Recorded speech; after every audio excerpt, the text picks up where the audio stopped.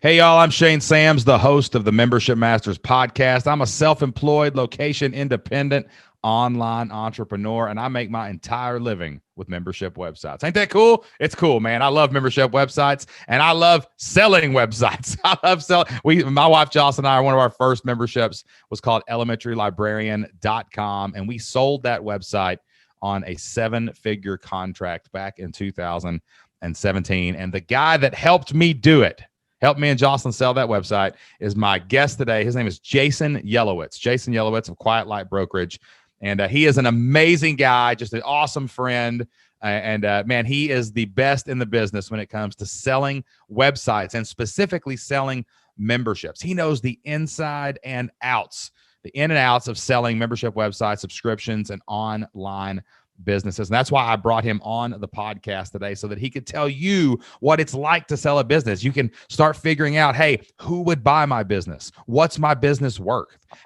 How does the process work to sell an online business, to sell a website? We're going to talk about all that today. We go deep down the rabbit hole. We talk about my experience and Jocelyn's experience in selling our website. We talk about a recent member of the Flipped Lifestyle community who also sold his business on a 7-figure sale. And Jason tells you what you can do, not only to sell your business, if you're thinking about selling your business, how you can do that, but also how you can build your business to sell from the beginning as you grow, how you can make sure it's something that's going to be attractive to buyers if you decide you want to exit that website. So it's a really, really deep, really, really amazing discussion. Jason holds nothing back. We go through the entire process of selling an online business, selling your website here on the podcast today, and I can't wait to share that with you. But before we get started, I always ask you one question. Are you ready to become a membership master today? All right. Let's get started.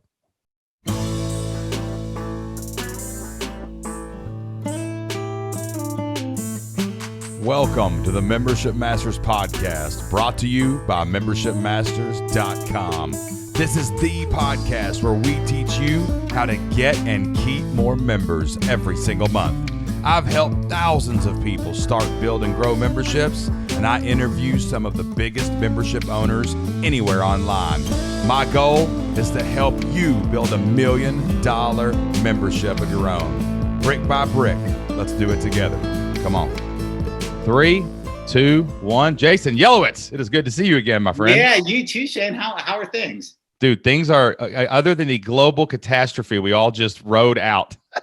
Yeah, exactly. Things are really good, man. I mean, the business world's going, everybody's firing. We're getting somewhat back to normal here and there. And man, how are you guys doing? Good. Now that I think about my question, it's kind of like, other than that, Mrs. Lincoln, how was the play? Right? Yes, exactly. Right. Yeah. I'm glad. I was thinking about you though, when the pandemic broke out, because I was like, man, I'm glad we sold that website, because I was like, So here was the shot. You know, I've been now with Quiet Light Brokerage for almost 11 years. And, you know, my background, I'm a serial entrepreneur. I've started 7 different companies myself. And when 2020 hit, I thought, we're going down the tubes. There's not going to be any market for selling businesses. And, you know, for the first 2 months, I was right. I think our sales in March and April of 2020 were almost nothing. They were minuscule, or maybe it was February and March, but for the full year, we had a record year. So obviously it picked up. And, you know, what happened was a lot of people started moving their business and their lives online. And simultaneously, the Federal Reserve just pushed interest rates down to nothing, printed a ton of money. And that created this like striving for yield, where a lot more buyers came into the market looking to buy an online business. And, you know, from our vantage point as an advisor that sells these businesses, things have gone up and up and up. And, you know, as I think, you know, I recently sold a 7-figure deal for one of your disciples. Yeah, that's right. One of our, that's what kind of brought you back into my world. We had a guy was like, how do I sell this? I'm like, you need to talk to Jason, because Jason, for everybody listening to this or watching this later, is actually the broker that helped me and Jocelyn sell elementarylibrarian.com. And I will never forget that experience, because one, it was smooth as anything, man. It was amazing, because it was just like, you knew what you were doing and we just followed you, right? Because we had no clue what we were doing. And, but I remember the people we talked to, man. There's all these crazy stories and so many different people of like coming in and out of these people buying these sites. And I was just dumbfounded that this whole other world existed of these people just scooping up these businesses like from all over the world. Yeah, you're not the only one. I mean, when I went from being an entrepreneur to being a broker, my first thought was, I don't want to share my information with anyone. All they're going to do is steal what I'm doing. There's no one out there buying this. I was wrong. Our list of buyers is tens of thousands of people. Crazy. And last year, I think the range of business sizes we sold, I think it went from about $16,000 to 25 million. We had a couple of $25 million deals. So it's the whole gamut. I mean, we do have buyers, they're legit. And one of the first things I hear when I talk to business owners who are thinking of selling, they'll approach me and say, I think the right buyer for my business would be fill in the blank. It's always some big company that we've all heard of. And my response to that is, don't try to pre-choose your buyer. They'll choose you. There's enough of them out there. What our job, if you're the seller and I'm your advisor, is let's present a nice package. It's kind of like staging your house. Then do the open house and let the realtors come in, and the buyer is going to choose you, not the other way around. We won't go too far down the rabbit hole. I know that there's a lot of like privacy and things in the industry for selling businesses. But I remember like just generally, one person came in and it was just like they were going to buy it for their wife because she was looking for something to do. Another person like just was really passionate about education and businesses.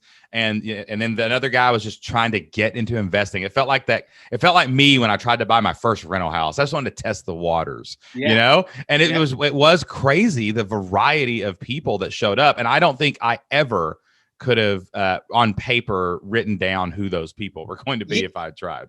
Yeah. And I kind of misstated myself when I said the buyer will choose us.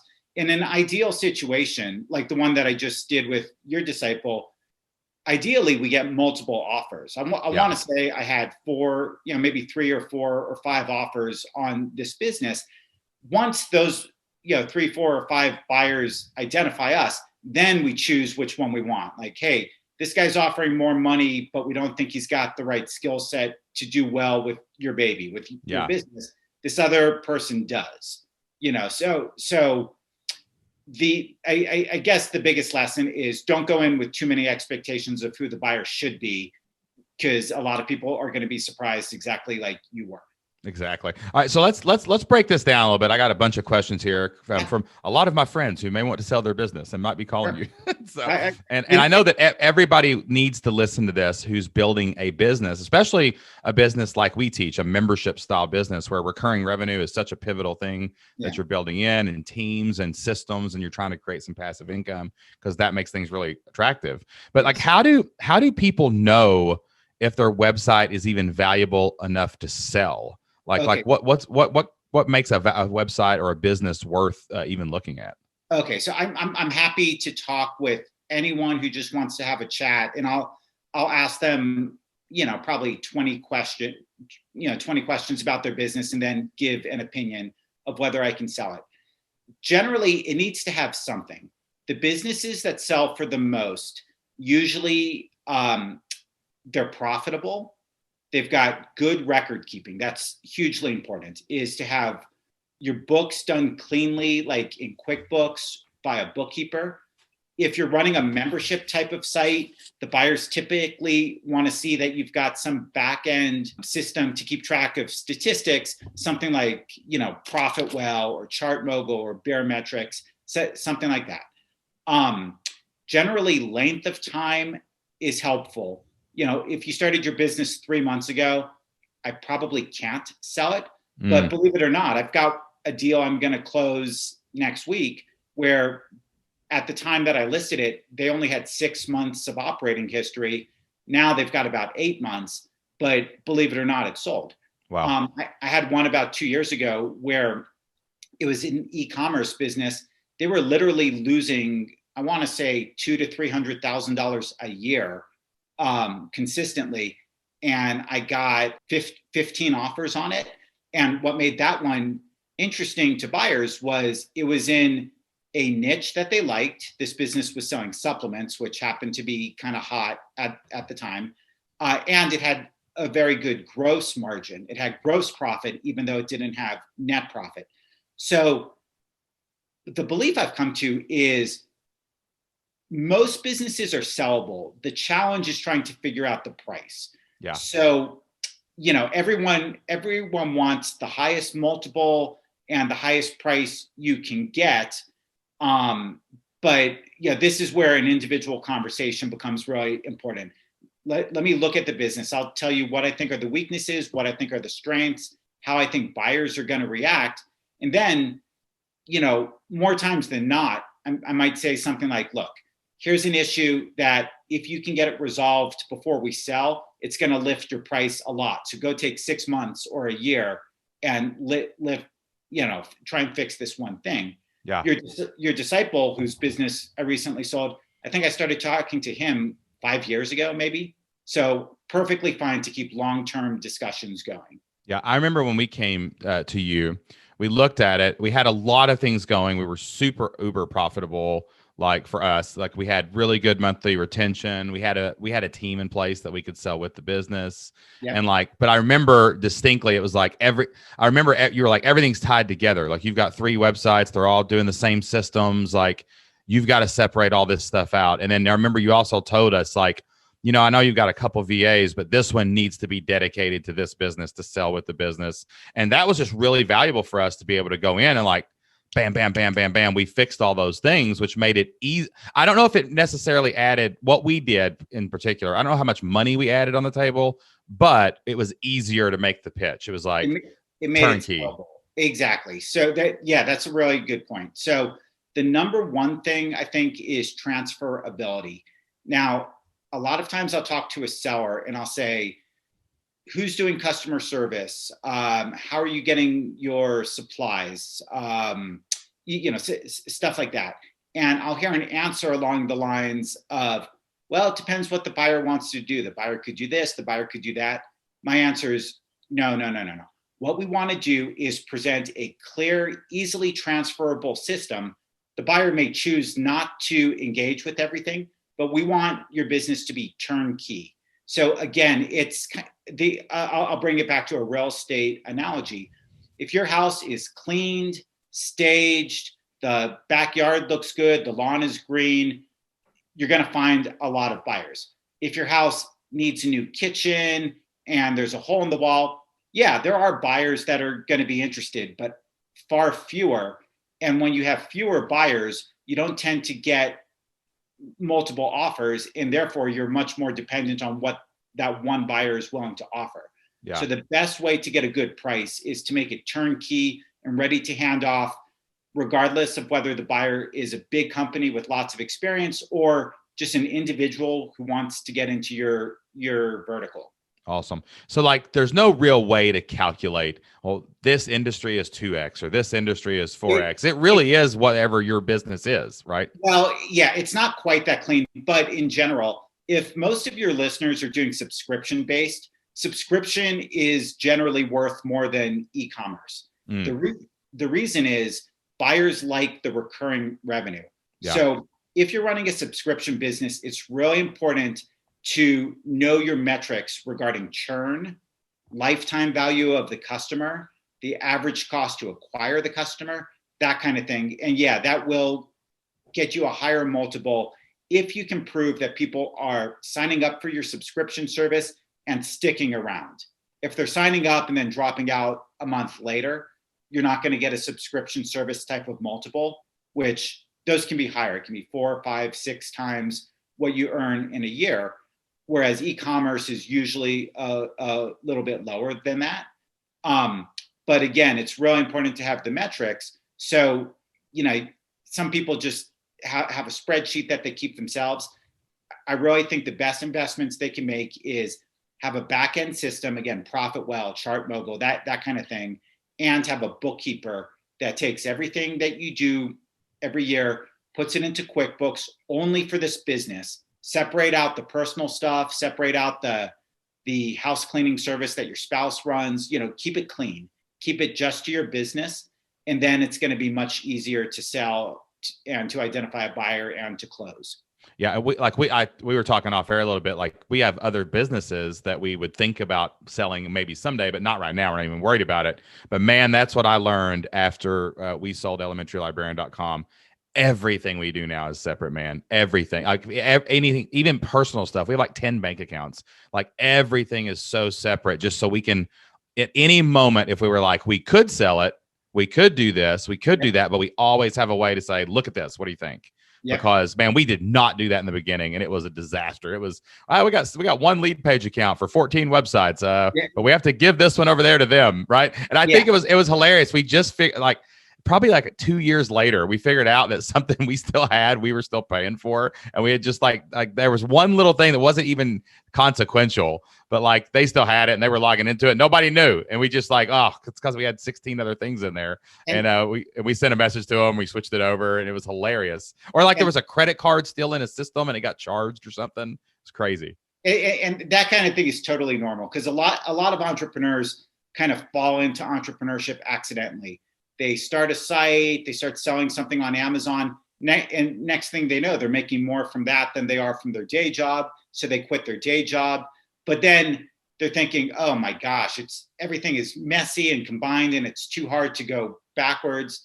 And my strong suggestion again is take the time and spend a little bit of time and money and elbow grease, go backwards, separate things out, because if we can present a turnkey, here it is, just change the password kind of business, you're going to get more buyers. And the more buyers there are, the more upward pressure it puts on the price that we can get for you. And I would say, like, take the example, even, a lot of people think that your business has to be some insane unicorn to sell it. But we just talked about a business that's like, it wasn't actually even net profitable. But these people come in and they probably say, well, okay, this is a really good business. You just don't have enough traffic. We're really good at traffic, so we can blow this business up. Or maybe maybe you don't know exactly perfect what your customer acquisition, but that's what we specialize is. Like, we got a deal with this company right now for live events. They specialize in putting butts in seats.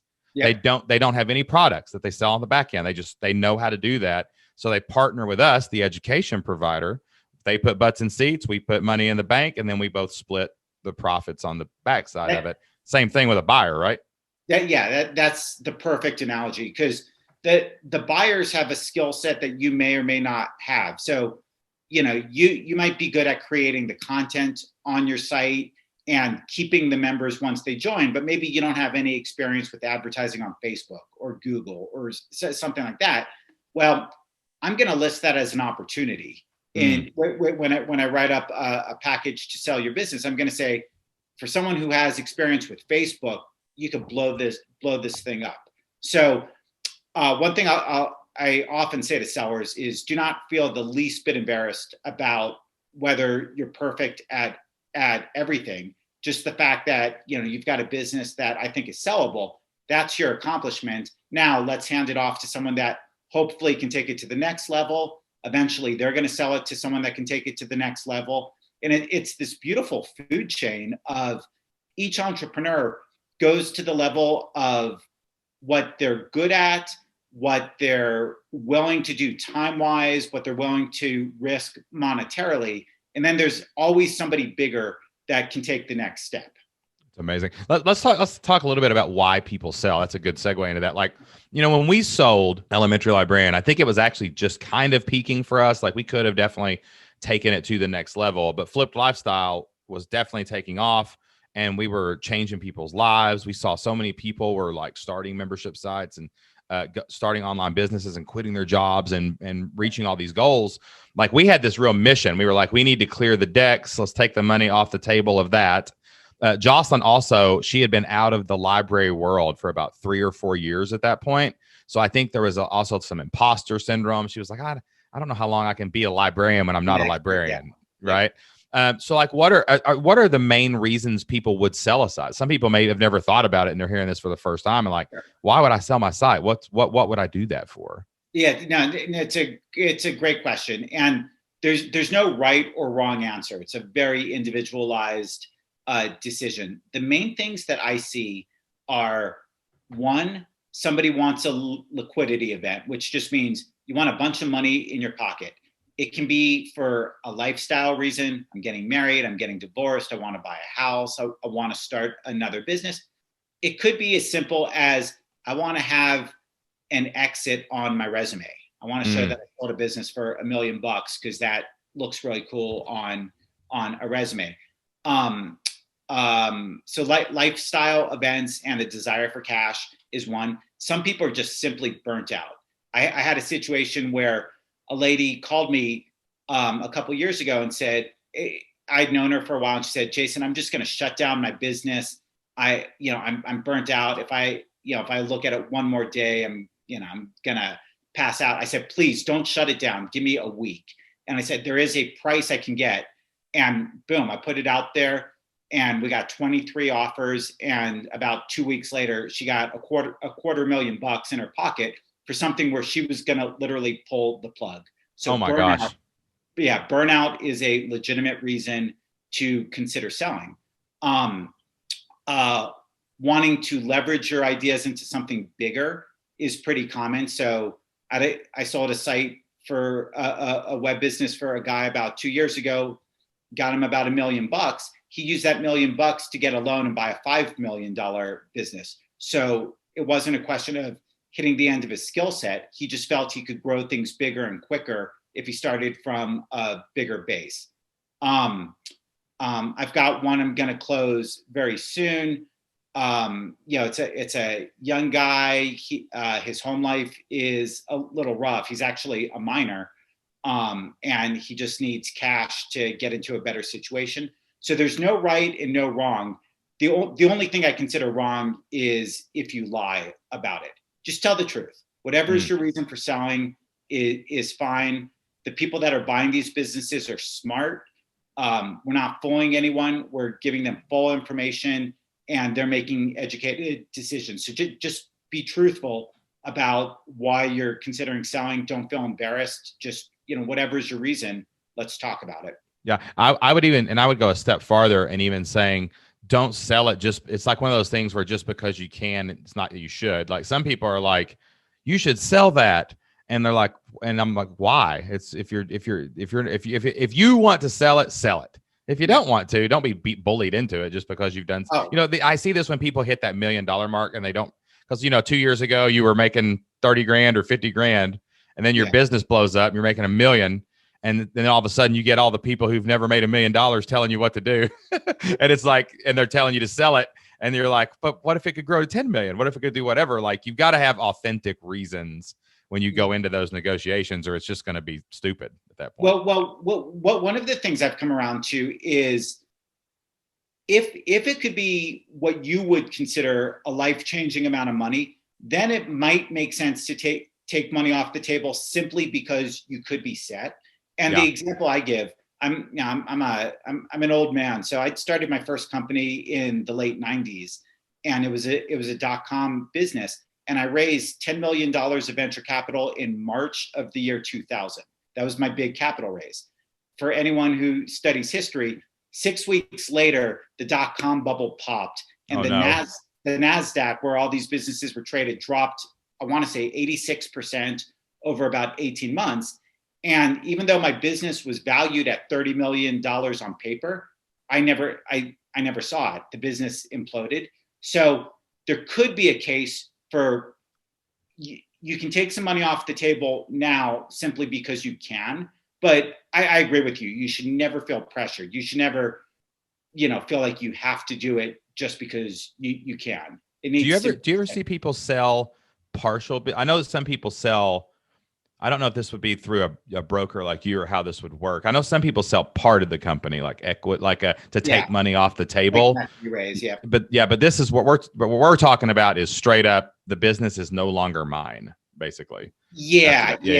And it's a little bit of a fuzzy line. So we don't do straight up capital raises. We're not going to go and say, hey, we're going to find someone to put in $300,000 to grow your business. However, on some of our bigger sales, like those $25 million sales that I talked about, they'll do what's called an equity roll, where the new owner will buy 75% of the business. The old owner keeps 25%. The old owner gets a bunch of money they get the 75% now. They've got some upside on the 25%, but they have to keep working for a couple of years. They have to stay in the business. Usually, most of the sales are what we call an asset sale, where you sell it, you get your money, you train the new owner for maybe a month or two, and then you really don't hear from the new owner that much. And I'll ask you, when you sold Elementary Librarian, after the first month or two, how often did you hear from the buyer? Oh, I don't think ever again. Really. Yeah. Maybe once a year to ask something, or something would come up that we didn't cover, but it was like 60 days, I think, was what ours was. And Jocelyn worked with them, and then they never asked anything ever again after that. Yeah. And so it wasn't like we were dodging them. They just didn't ask. You know what I mean? And that's pretty normal, so that's how most of the sales go. Most of the sales kind of allow you to free up your mind. And that's a legitimate reason for selling too, is like, I've got too many things going on and I just need some mind share to be able to focus. Most of these sales free up your mind to focus on something else. Do buyers favor team, like people to come with the business?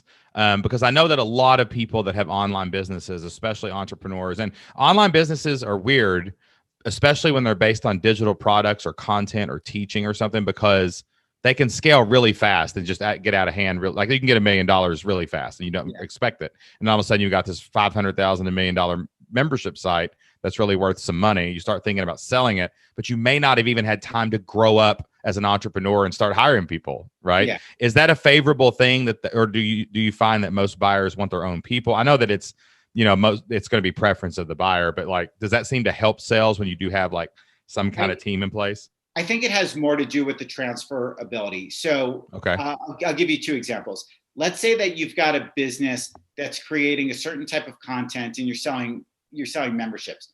Now, if you yourself are creating all that content, that business is going to be harder for me to sell because it's got dependence on the entrepreneur. However, if you've got a virtual assistant, and usually, most often I'll see people have virtual assistants, usually in the Philippines, because labor is inexpensive and it's a good work ethic and they speak and write really good English.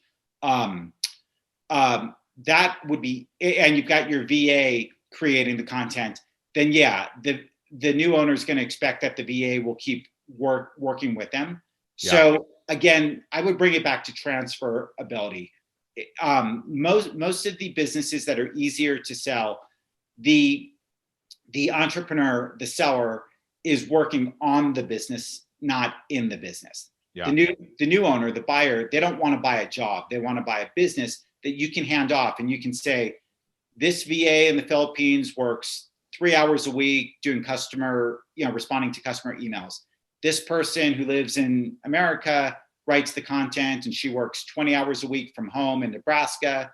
They want something that you can hand off where your skill set isn't going to inhibit them from continuing the business. I've even thought about flipped lifestyle. Like one of the things that we did last year is we started looking at every couple of years, we write like a new vision statement where we want to go. Mm-hmm. And we were saying, we actually asked ourselves the question, what would flipped lifestyle look like without Shane and Jocelyn? Right. And because even though right now, I mean, it's our brand. I mean, it's Shane and Jocelyn. You go there, it's me and Jocelyn. You get on the podcast art, it's me and you listen to the podcast Membership Masters or Flip Lifestyle, it's me and Jocelyn, right? Or it's mostly me talking now because Jocelyn does more back end stuff. So but I mean, we wrote down a plan and we're like, within 2 years we could hire a podcast host. We could hire coaches. We could still be like a Dave Ramsey brand. Like our faces might still be a part of it, but you could easily hand even a business like that's a personal brand off to somebody as long as it was created correctly. Yeah. And in a case like that, you would really need to not just say it, but prove it. So you would need your new podcast host to be going for a year and prove that the memberships and the views and all that remain constant. Sure. The proof is in the pudding. I've had a couple experiences where I've tried to sell like a blog, for instance, written, mostly by one person. Those don't usually go well. So it really comes down to, you have to prove that the business can survive without the founders. Yeah, for sure. All right, let's talk about the actual process of it. Okay, so one, and this is not just me saying talk to Jason because I like Jason. It's like I cannot imagine trying to sell our business on our own. Like Yeah. now that when we did it with you, because you really were like the bridge between everything that Thanks. we went. So using a broker, using Jason, like that's the way you need to go. Now, the negotiation itself, tell us a little bit about how those usually work. So, I mean, I know this, but I'm going to ask like I wasn't there. Yeah. But like where is the seller involved? Are we all on the same call together? Like, tell us about how the negotiations themselves work, maybe from the first initial email blast all the way to the actual interviews with the buyers. Yeah, if you don't mind, I'd like to take you before the email blast, because sure. In college, I ran a house painting business, and one of the rules of thumb was the prep work was 90% of the importance. Maybe not 90% of the time, but 90% of the importance. And then putting the paint on the walls was 10%. It's kind of the same with selling a business. The prep work is really important. So I might keep in touch with someone for a month, a year, or 5 years before the business is ready to sell. The things that are important are know their metrics, make it transferable, have good bookkeeping, and here's the part that no one's going to want to hear: stop cheating on your taxes. Nobody wants to hear that, but the tax returns actually often become important later during the diligence process. Now, don't get me wrong. I've sold lots of businesses without the tax returns, so don't freak out by that last statement. But in general, having clean tax returns is good. So once we've got all that, you and I, the seller and I, are going to go round and round until I understand your business well enough to explain it to my grandma. Okay. And so I'm going to ask you, stop talking in buzzwords. Even though I've been around the industry for a long time, every time you say a buzzword, it takes me 5 seconds to think, what does that mean? And I just missed 5 seconds of whatever else you're saying. So we want to learn how to speak in plain English that we can explain it to our grandma. Then I'm going to put together a package. There's a lot of different names for this package. I call it a marketing package. Other people call it a CIM, whatever, or a memorandum of offering memorandum, whatever. I'm going to take that and your financial statements. I'm going to make them look clean and neat. And I'm literally going to tell a story in that package. I'm going to say, Shane and Jocelyn started this business out of their living room and they never expected it to grow. And boom, here it is. And look how good it is. Shane's strengths are this, but he admits his weaknesses are that. And we think a buyer who has that as a strength can do well. So that's the package. Then I'm going to send an email blast to our list, which again, that's tens of thousands of buyers. Anyone who is going to see the package is going to sign an NDA, a non-disclosure agreement, and then we're going to let them look at it. Then my goal is I want to get interested buyers onto, nowadays we're doing it by Zoom because face-to-face is much more personalized. So I want to try to get you, the seller, me, the broker, and the potential buyer onto Zoom calls. And I want to do 5 to 10 of those.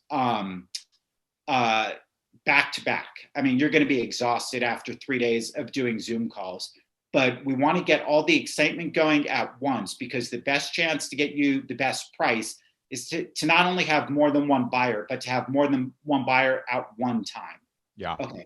Once that's done, and during those Zoom calls, by the way, the seller is doing most of the talking. I'm only there to be a guide. If the conversation's going off the rails, I'm going to save it.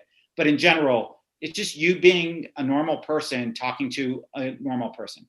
Then the buyers, some of them are going to disappear. Let's say we did 10 Zoom calls. 6 of those people are going to say, I really like the seller, but it's just not for me. And then maybe 2, 3, or 4 of them will put in an offer. The way they put in an offer is called a letter of intent. It's non-binding, but it's a piece of paper that says, we're going to give you this amount of money over this time period. Here's how much training we want, so on and so forth. Then you accept the offer. Now the hard part starts. Getting offers, believe it or not, is not the hard part. Getting to the closing table is the hard part. So from there, the seller and I are going to talk about each buyer. What do we think? Do you like this person? Do they have the money? That's a really important one, because I'll end up with buyers who are like, oh yeah, my Uncle Fred said he would back me for any business. And Uncle Fred. Gotta have an Uncle Fred in your life. Yeah, my response is, I love that. Let me talk to Uncle Fred real quick and just confirm. So everyone's got good intentions, but when it comes to money, I'm a lot more convinced by someone that can show me a bank statement than a story about Uncle Fred.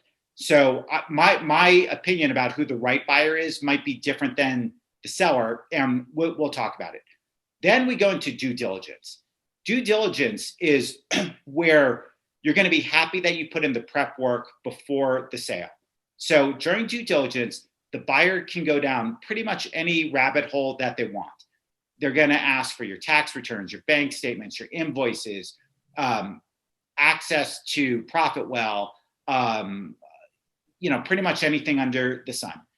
As the broker, I'm going to manage the process as well as possible to keep reasonable expectations. But what I will say is a deal will close only when the buyer is comfortable. So you don't want to get into headbutting about whether what they're asking for is reasonable or not.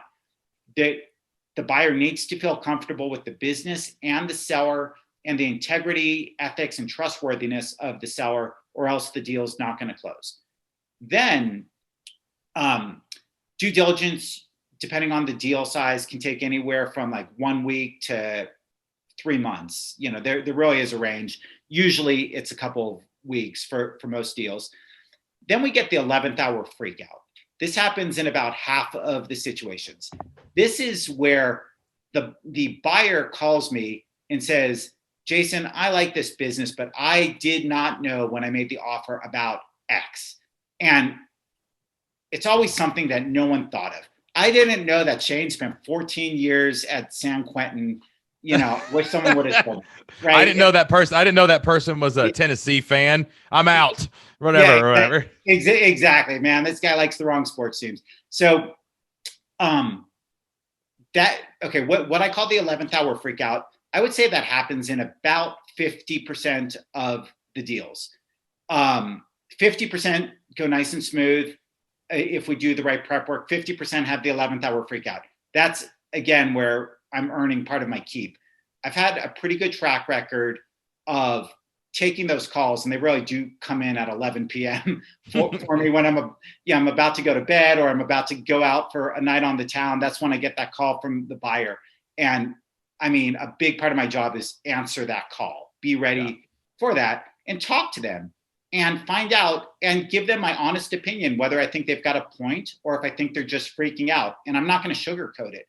If I think they're freaking out, I'm going to say, look, I think I don't think you've got a good point, but I don't want you to buy the business if you're not comfortable. If you want to pull out, pull out. And when the buyer realizes they're not being pressured, more often than not, they'll sleep on it, remember why they wanted it in the first place. Now, sometimes they do have a real point. They'll say, we were told that the churn rate of the memberships was only 3% a month, but I did a back-end calculation and it's 10% a month. Yeah. Okay, something like that is material. And if it's true, we're going to slow things down, ask the buyer to show us their work. Then I'm going to talk to the seller and say, look, based on what they're saying, he's got a point. Now you have a choice. Either you can pull out of the deal, or we might have to adjust the price, which unfortunately it does happen sometimes. But I'm going to play referee and be as fair and honest as I can to both buyer and seller about whether I think there's a legitimate reason to do any kind of a renegotiation just based off my past experience. And once in a while, we'll get a buyer that tries to use this just to lowball the seller. I've just made you do 3 weeks of due diligence. I know that you're worn down. I'm going to try and lower the price. If I think they're doing it in a way where they don't have a valid reason, I'm going to say to the seller, let's walk away and start from scratch. I think you can do better. And again, this is why it's good to try to have multiple buyers up front, because then I've got backup buyers in case the first one doesn't close.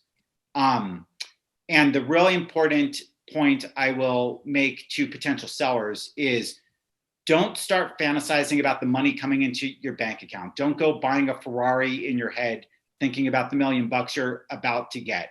Until the deal closes, it's not closed, and sometimes they fall apart. So you need to be game face, poker face, right up until closing day. Yeah, I remember and I was just talking to the guy from our community who sold his site the other day about this. We were having a conversation. I remember after the calls and after we kind of figured out who it was going to be, and then it was like, dang, man. I mean, you're just clenched for days. Like you're just sitting there, like every muscle in your body is like tight because you're like, okay, the money's supposed to go in this, then it has to sit in escrow, and it reminds me of like those old movies where someone would lay the bag of gold down on the left and somebody would lay the contract down on the right, and you'd kind of circle each other real fast. Pick up your side, right? Yeah. And like that's what it felt like with the escrow. My son plays this game. He plays this Pokemon game, and there's this online trading place, and they have to go into Animal Crossing on Nintendo Switch, and they're both in there, and they have to lay down what they're trading, and then they have to go get it before. But if sometimes someone will grab both of them and leave the room, right? Yeah, it doesn't happen that way, but it feels like that's happening. It absolutely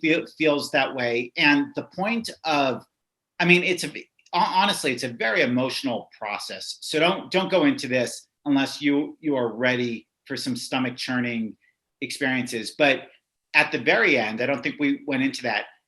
The buyer puts the money into an escrow account, and then the seller turns over all the assets. Now, here's what's really common. The seller will say, hey, I handed them a list of passwords. Give me my money. Let the money out of escrow. And then the buyer will call me and say, yeah, he gave me a list of passwords, but I can't log into such and such account. It's just not working. And the buyer, if they're about to hand you a bunch of money, they have the right, and you have the obligation to make sure that they actually can access everything. So sometimes we need to slow it down for a day or two and say, let's do another Zoom call, make sure they can get in. And that's the point of maximum stress, because at that point, you as the seller are thinking, I just handed my passwords. I opened the kimono. These guys know everything. I don't have my money. But the thing that you can relax about is the escrow agent is trustworthy. They're not going to give your money back to the buyer. They're going to hold it until the buyer says that they give it to you. And then my job is to help smooth that process so that we can get the money released as soon as possible. And the guy that you're thinking about, ask him how he felt the day before the funds were released, and ask him how he felt the day they were released. And in fact, it was a Friday before a holiday weekend. And I had to say to the buyer, look, I know you're still waiting on a couple small things. Do me a proper, let him have his money. You can hold my money back. You can hold back my commission. I don't care. But come on, this guy is stressing out. Give him what he deserves. And the buyer said, yeah, you're right. And he did. Awesome. That's great. And it is emotional. Like when I remember from the whole thing was fun. It was really fun. It was just a new world. And it was like even in the negotiations were cool because you'd have to jump off and go talk to somebody privately for a second in a breakout thing or whatever. And like it was all amazing. And yes, the day that your site sells, you're like, how did that happen? That was amazing. But I'll tell you another thing that I didn't expect, and Jocelyn didn't expect, was, when you put all that time and money, and this is just another thing everybody needs to be prepared for. There's a high, but then there's I did sell my kid, I sold my baby. I sold this thing that we had worked 5 years of building or whatever. Yes. Away. And there was it was almost like mourning a little bit for like 3 to 5 months after the 6 months was over, or the 2 months or whatever it was that we worked with those people. Like there was a weird, what happened? Even though we had a business that we were running, even though we had this amazing opportunity, do you find that's common? I wouldn't call it seller's remorse. It would just be like this deep, man, somebody else has got my baby. I don't know. It's got to be what I hope that I think this is what it'll feel like when Anna Jo gets married, my daughter. I'll be like, that's my girl, right? Like, do you find that sellers freak out a little bit after it goes down, even though they got the money? Yeah. I mean, that's a pretty common emotional response, is to have a little bit of an emptiness, because not only were you working full, a decent amount of your time running the business, but the process of selling itself is kind of like a full-time job for a couple of weeks or a month or two. And then all of a sudden you go from all that frenzied activity to quiet. And it's like, wow, I feel kind of empty. But here's the reason I do what I do. Generally, when I follow up with sellers about 6 months after the sale, just to say, hey, how are things going? 90% plus of the time, they're happy that they sold. Occasionally, the other 10%, they're like, I should have grown it more. I should have kept it longer. But the vast majority of the time, they do seem happy that they did it. And if the stats weren't, that skewed, I wouldn't be doing what I'm doing. I believe that most of the time, by the time you call a guy like me, there's a reason. You're getting burnt out. Yeah. You don't want to keep dealing with the daily grind of what you've been doing. Yeah, for sure. And that's how we are. I mean, it's the same thing. It's like, it was this weird feeling, but then it just opened all these other doors that would have never even come close to opening.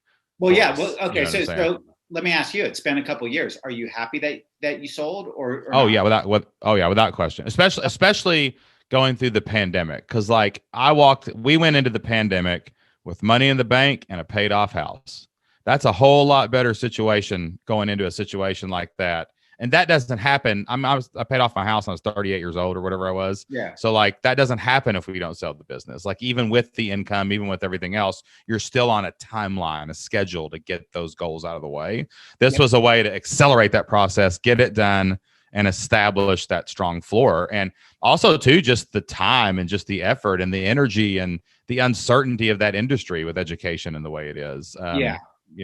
Everything worked out exactly the way it was supposed to. Well, yeah. And again, think of my example of when I raised a bunch of money for a business I had started, and I was exuberant at the time, and I had visions of growing it to a multi-billion-dollar business. And a year later, I'm out of business.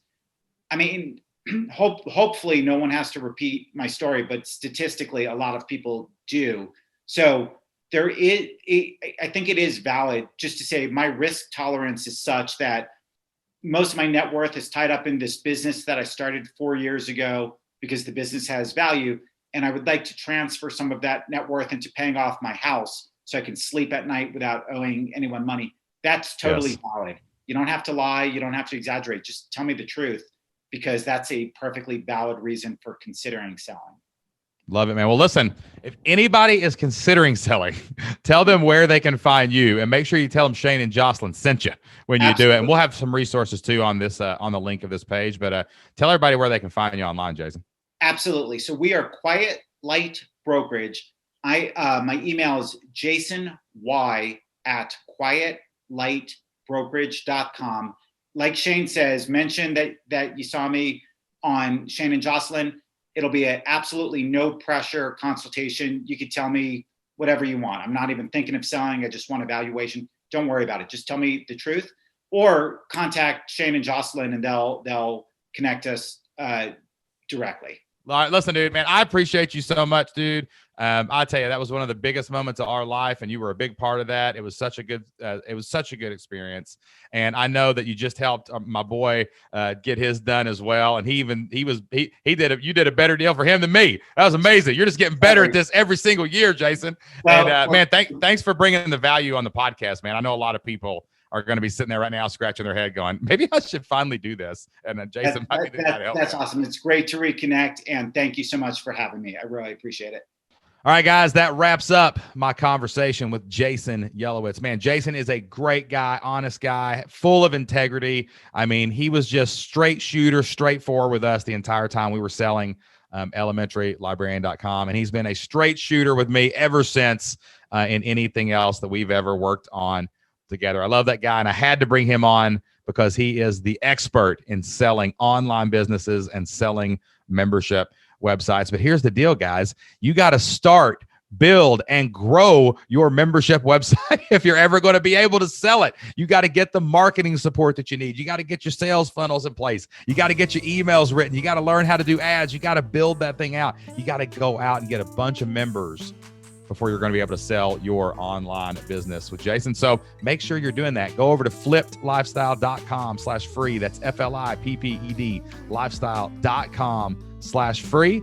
And you can check out a free trial to the Flipped Lifestyle community, where we help people start, build, and grow online businesses that they can maybe go out and sell. That's what actually got Jason back into my world in the last few weeks, is a member of the Flip Your Life community sold their online business that they created from scratch inside the Flip Lifestyle community for multiple 7 figures. They had nothing, and in 5 or 6 years, they grew it into this amazing website that sold for multiple 7 figures.